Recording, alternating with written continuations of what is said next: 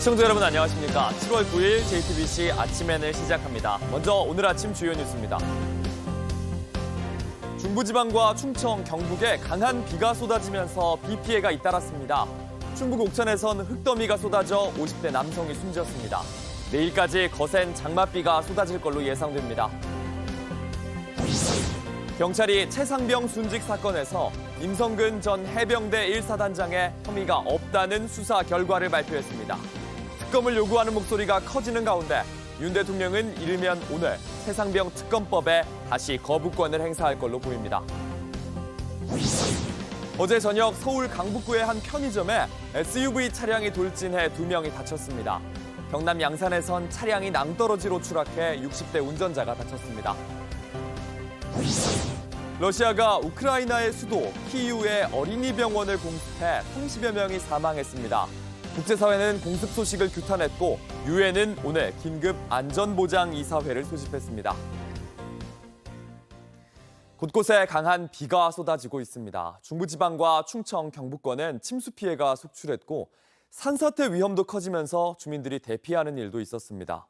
충북 옥천에선 축대가 무너지면서 한 명이 숨졌습니다. 비 피해 상황 이은진 기자가 보도합니다. 200mm 넘는 폭우가 쏟아진 충북 옥천입니다. 어제 오전 10톤가량의 흙더미가 쏟아져 내리면서 인근에 살던 50대 남성은 연락이 끊어졌습니다. 이 남성은 실종 11시간 만에 결국 숨진 채 발견됐습니다. 거센 비로 충청과 경북 지역에선 옹벽이 무너지고 주민들이 고립되는 등 피해 신고가 잇따랐습니다. 오늘도 전국 곳곳에 돌풍과 천둥 번개를 동반한 강한 비 예보가 이어지면서 주의가 필요합니다. 편의점 유리를 깨고 차량이 들어와 있습니다. 어젯밤 10시 서울 강북구 수유동의 도로를 달리던 SUV 차량이 돌진했습니다. 이 사고로 편의점 점주와 손님이 다쳐 병원으로 옮겨졌습니다. 승합차 앞면이 완전히 찌그러졌습니다. 오늘 새벽 12시쯤 경북 청도 신대구 부산 고속도로에서 승합차가 12톤 화물차를 들이받았습니다. 이 사고로 승합차 운전자 50대 남성이 다리를 다쳐 병원으로 옮겨졌습니다.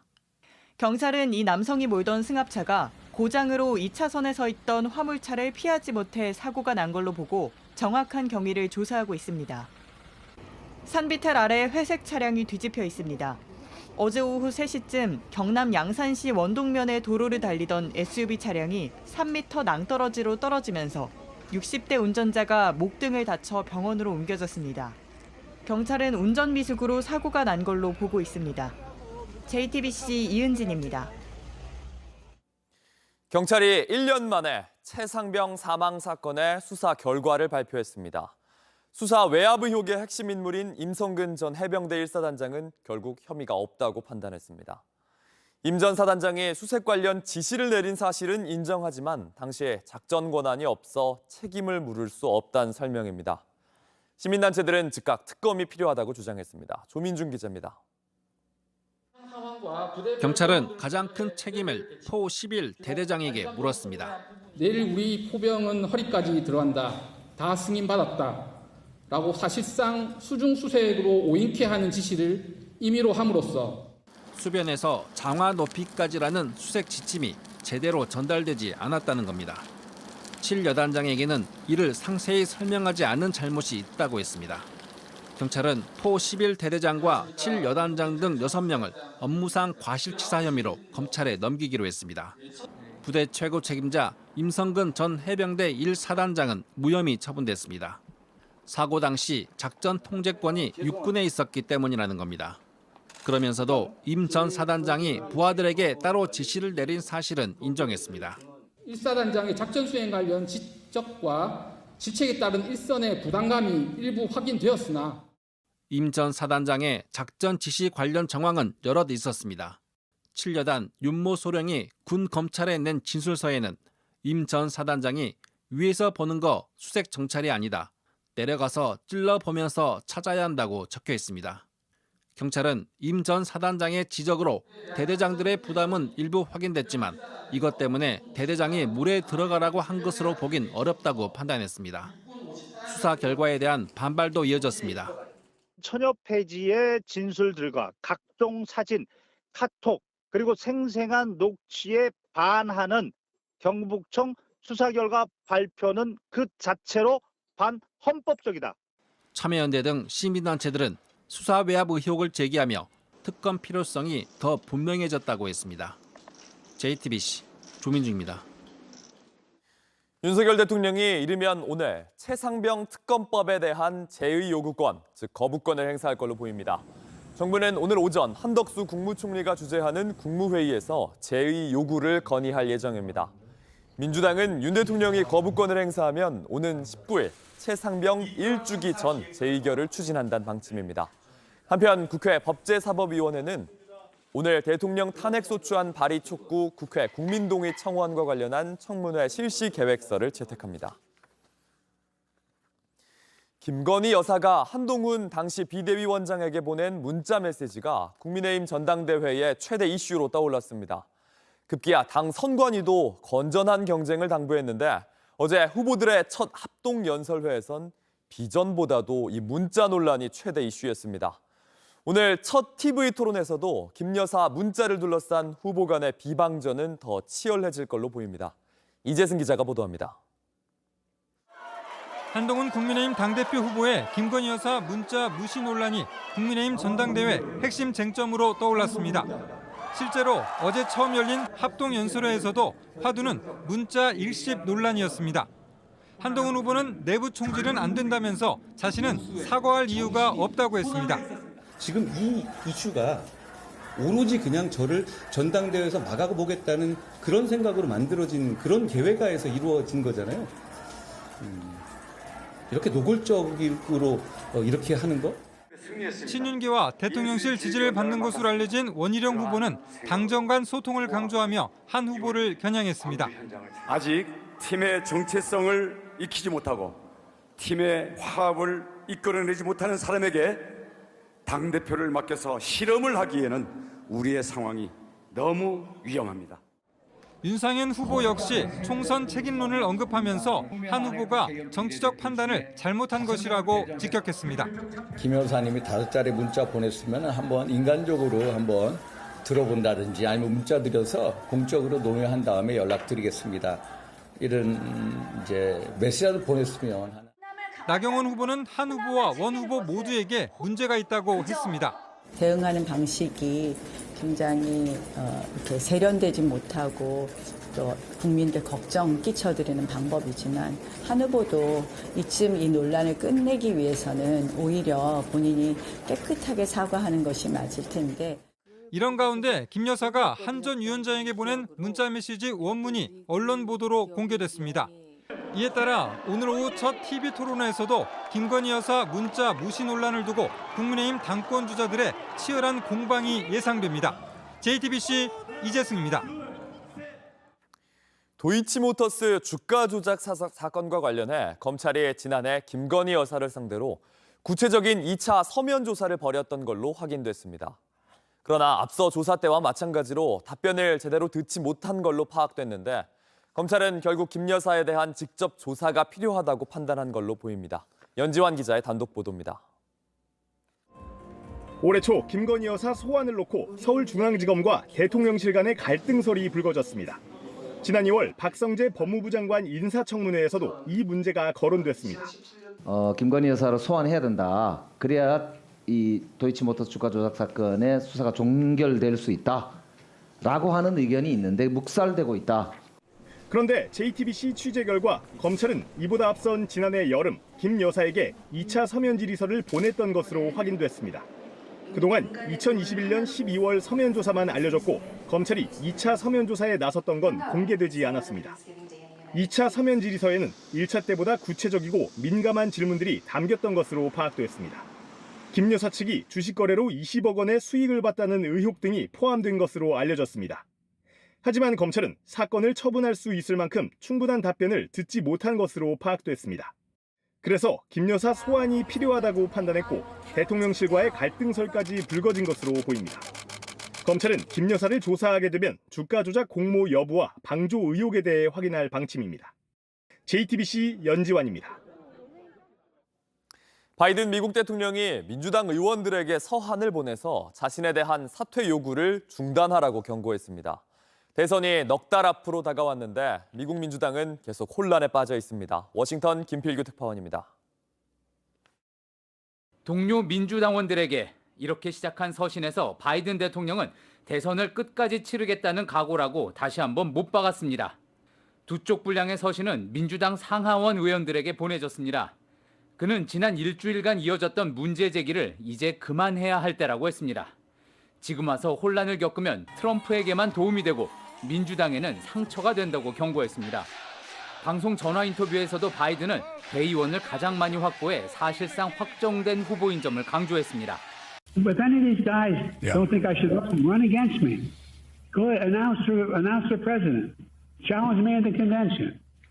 특히 최근 극우 정당의 패배로 끝난 프랑스 총선을 언급하며 프랑스가 극단주의를 거부한 것처럼 미국도 그럴 것이라고 자신했습니다. 하지만 첫 TV 토론 이후 트럼프와의 지지율 격차가 더 벌어졌다는 여론조사가 또 나왔습니다. USA 투데이와 서퍽대가 실시한 조사에서 둘의 가상 대결 때 바이든은 38%, 트럼프는 41%인 걸로 나타났습니다. 지난 5월 조사에 비해 트럼프의 지지율은 3%포인트 올랐습니다. 트럼프가 재임 기간 동안 국정 수행을 잘했다는 응답도 51%로 바이든보다 높았습니다. 다음 주 밀워키에서 열리는 공화당 컨벤션 전당대회에선 트럼프는 대통령 후보로 확정되고 함께 뛸 부통령 후보도 발표할 예정입니다. 큰 행사 후 지지율이 올라가는 이른바 컨벤션 효과로 트럼프와의 격차가 더 벌어진다면 바이든 대통령 입장에선 더 이상 사퇴 압박을 버티기 힘들 거란 전망도 나옵니다. 워싱턴에서 JTBC 김필규입니다. 극과 극으로 다른 지역의 날씨에 미국이 몸살을 앓고 있습니다. 한쪽에선 폭염, 다른 한쪽에선 허리케인이 덮쳐서 인명피해까지 속출하고 있습니다. 로스앤젤레스 홍지은 특파원입니다. 사막 한가운데 놓인 온도계가 섭씨 55도를 나타내고 있습니다. 지구상에서 가장 더운 곳 중 하나인 미국 서부 데스밸리 국립공원입니다. 관측 사상 최고 기온을 경신했습니다. Actually, it's burning my lips and my legs because I'm very white, so it's burning. 기록적인 폭염에 관광객들은 인증샷을 찍습니다. 결국 오토바이를 타고 이곳을 지나던 관광객 한 명이 열사병으로 목숨을 잃었습니다. 미국 국립기상청은 미국 전체 인구의 10%인 3,600만 주민에게 폭염 경보를 발령했습니다. 서부 캘리포니아에서는 산불만 10여 개가 현재 진행 중입니다. It was challenging with the weather conditions that we've had lately. The heat and the low humidity is making these fires grow quickly, but we definitely hit them with lots of resources to keep them small. 같은 미국이지만 텍사스는 완전 다른 모습입니다. 허리케인 경보가 발령된 휴스턴 인근에는 폭우로 거리에 성인 무릎 높이까지 빗물이 차올랐고 1,000편 이상의 항공편이 취소됐습니다. 거센 비바람에 나무가 가정집을 덮쳐 집에 있던 2명이 숨졌습니다. On the other side, you can't even get within 2 blocks. You know, cars, vehicles can't get down in there. It's just everywhere. 150만 가구의 전기 공급도 중단됐습니다. 텍사스 걸프 연안에는 폭풍 해일 경보가 발령됐고 토네이도 주의보도 내려진 상태입니다. 당국은 루이지애나, 아칸소주 일부 지역에서도 홍수가 발생할 수 있다고 경고했습니다. 로스앤젤레스에서 JTBC 홍지은입니다. 러시아가 우크라이나의 수도 키이우의 어린이 병원을 폭격해 30여 명의 사망자가 발생했습니다. 이에 대해 유엔은 오늘 안전보장이사회를 긴급 소집하기로 했습니다. 젤렌스키 우크라이나 대통령은 소셜미디어에 올린 글에서 러시아군이 미사일 40여 발을 발사했다면서 폭격당한 어린이 병원 아래에 사람들이 매몰됐다고 주장했습니다.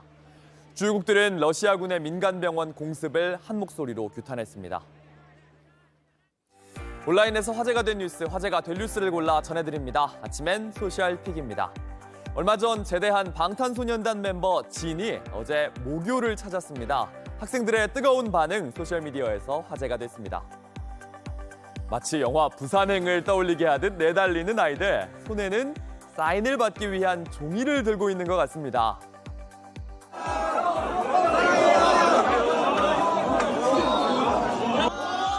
진이 침착하라는 듯 검지를 입에 가져다 대지만 학생들 탄성을 숨기지 못하는데요. 진은 모교에서 학생들과 급식을 먹고 특별한 체육 시간을 갖는 등 유튜브 프로그램 촬영을 한 걸로 알려졌습니다. 남자 고등학교지만 남녀를 가리지 않는 방탄소년단의 인기에 실감하게 했는데요. 지난달 12일 군복무를 마친 진은 곧 파리올림픽의 성화봉송 주자로도 나설 예정이어서 앞으로도 활발한 활동 볼 수 있을 것 같습니다. 버닝썬 게이트의 핵심 인물 중 한 명인 정준영 씨의 근황이 소셜미디어를 통해 알려졌습니다. 정 씨는 집단 성폭행 등 혐의로 형을 마친 후 지난 3월 출소했는데요. 어제 한 이용자가 프랑스 리옹에서 정준영을 만났다면서 그의 사진을 공개했습니다. 클럽에서 다가온 정준영은 자신을 준이라고 소개한 뒤에 여성들에게 인스타그램을 물었는데 이어서 정준영의 일행이 다가와 한국에서 유명한 가수라고 말했다고 합니다. 그는 프랑스에서 한식당을 열 계획이라고도 했습니다. 이 누리꾼은 그는 평범한 삶을 살 자격이 없다. 나라가 이런 범죄 기록이 있는 사람의 비자를 보장한다는 게 놀랍다고 썼습니다. 그러면서 침묵하는 동안에 같은 일이 또 일어날 수 있다는 게 끔찍하다고도 했습니다. 정준영 씨는 어떻게 지낸답니까? 해외로 이민을 준비하고 있다고 그 들었습니다. 사람이 정준영 네. 씨입니까? 영국 프리미어리그가 토트넘의 주장 손흥민에게 축하를 전했습니다. 현지 시간 8일이 손흥민 선수의 생일이었기 때문입니다.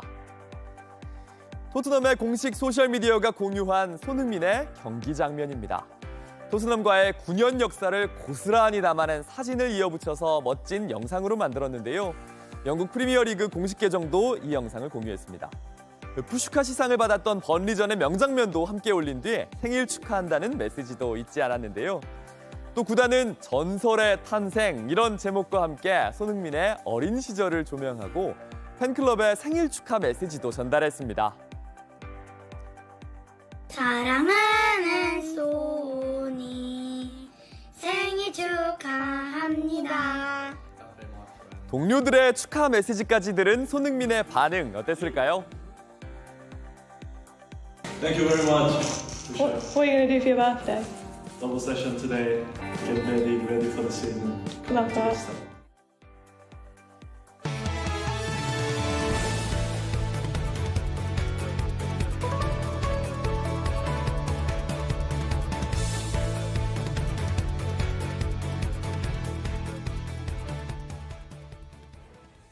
의료 공백 사태가 벌써 5개월째입니다. 정부가 돌아오지 않는 전공의에 대해 행정처분 등 불이익을 주지 않기로 했습니다.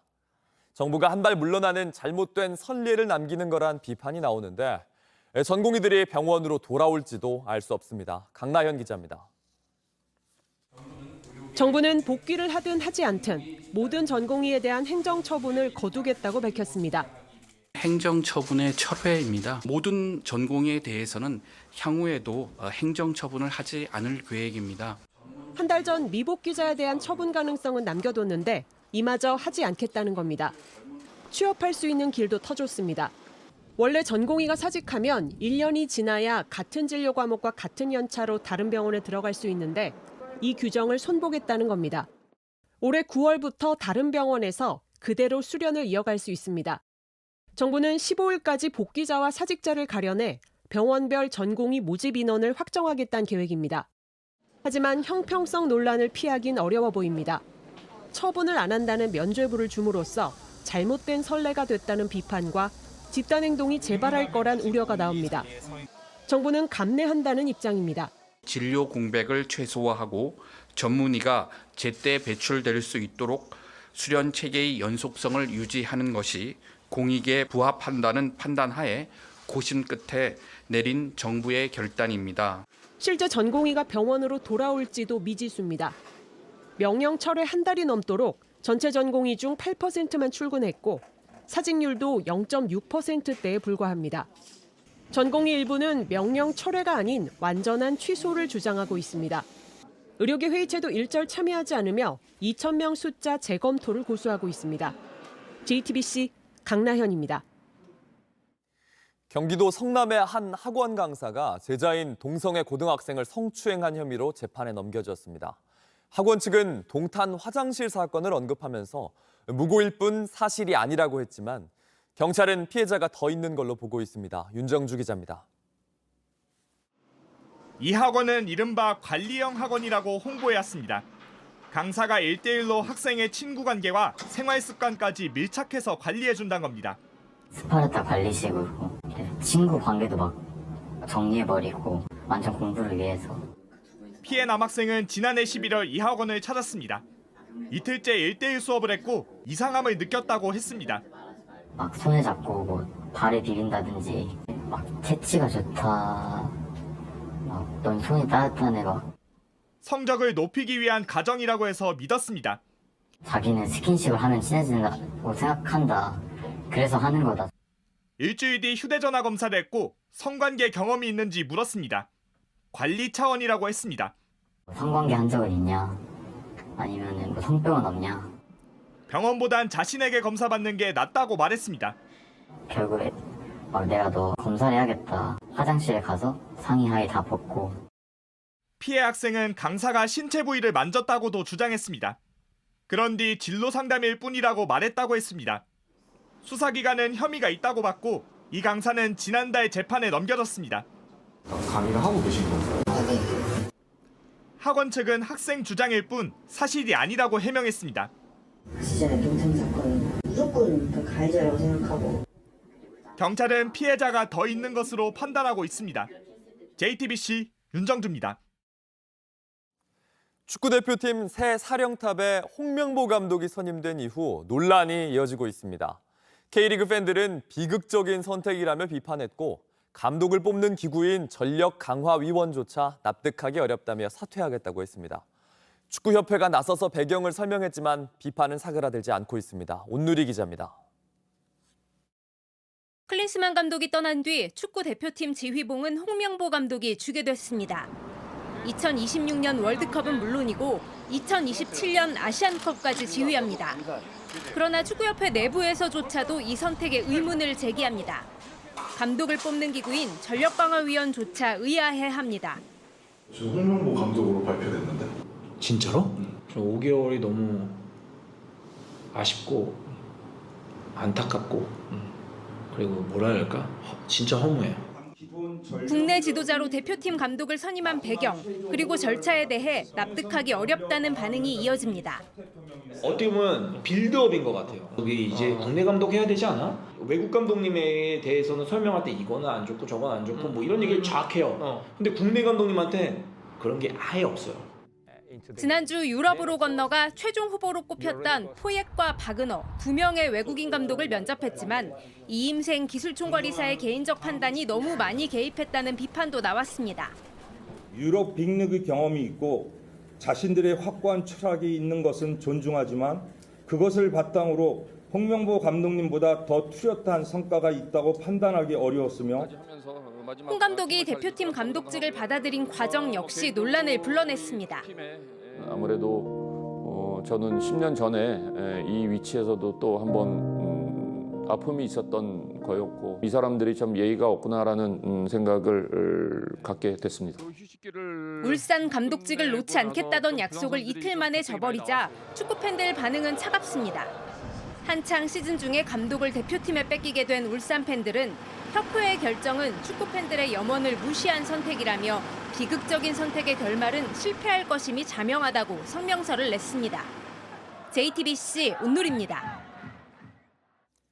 날씨입니다. 오늘도 정체전선의 영향으로 장맛비가 이어집니다. 내일까지 전국적으로 30에서 80mm의 비가 예상되는데요.